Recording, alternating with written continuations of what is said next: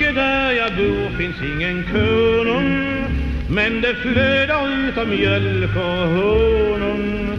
På vår gårda bor en stork från morens sågen. Det är nog sant för lite efteråt kom pågen.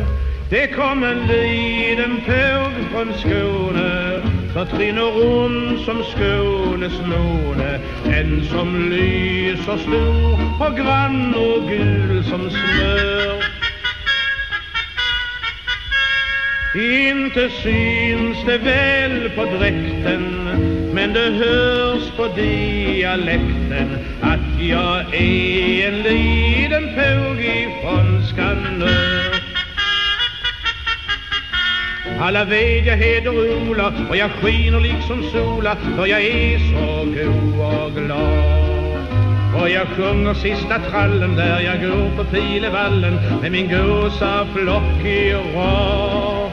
Skånska manna finns kan hända, men vi tre som mest är kända är Nils Holgersson och Bombi Bitt och jag. Och när skymningen sig över slätten sänker, ja då sitter vi ju där och tänker. Och varenda dag när vi har ätit middag, ja då är det minsann skönt att bara sitta. Jag är en liten påge från Skåne, jag är född i Skånes måne.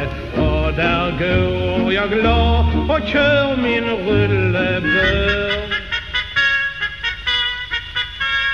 Det kan hända syns på märren, och det kanske hörs på ärren att jag är en liten påg ifrån Skanör. Hon säger jag är rälig, men då kan det nog vara skäligt att ni frågar någon annan. Fråga bara Jymsens Ebba, det är min egen lilla gräbba, och hon tycker jag är grann.